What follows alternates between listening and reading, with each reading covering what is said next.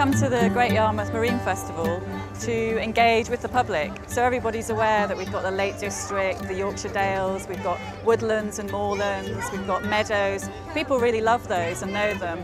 But what they're not aware of at the moment is there are as many and as beautiful and amazing undersea landscapes. So we've got fantastic caves and sandy plains and hills underwater, gullies, chasms, and amazing wildlife under the sea. The idea being that as people become familiar with these places, they'll value them and will help us to protect them.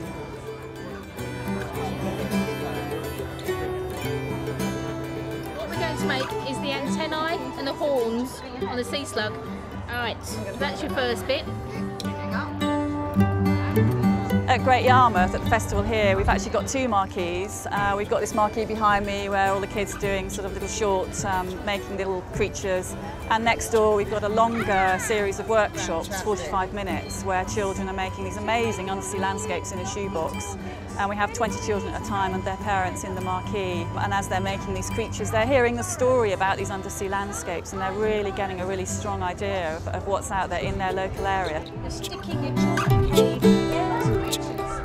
This is really the first part of the marine campaign, and it's all about raising people's awareness of what's out there, of what's in the sea. If we're trying to get supporters for how we would like marine nature conservation to go, the first thing to do is to get people interested in it. They have to know what's there. The interesting thing about rossworms are like, they're little worms, they make a tube to live in, and then their tentacles poke out the top.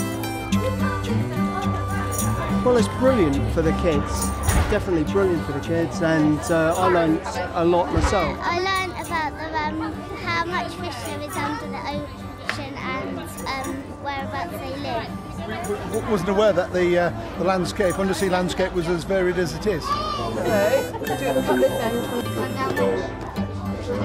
We've been to various different festivals all around the country in different regions, and going forward we'll continue with a series of events over the winter and through into spring and summer next year. So again we'll be continuing to reinforce the message to people that there are these amazing undersea landscapes, that we've got these regionally characteristic areas of the sea. So it's a velvet crab. So you can stick that on your bedroom wall, you remember about it. I enjoyed it. I like making everything, especially the lobster. I've lived here 19 years and I've learned something today. It was a really good experience, wasn't it, Jack?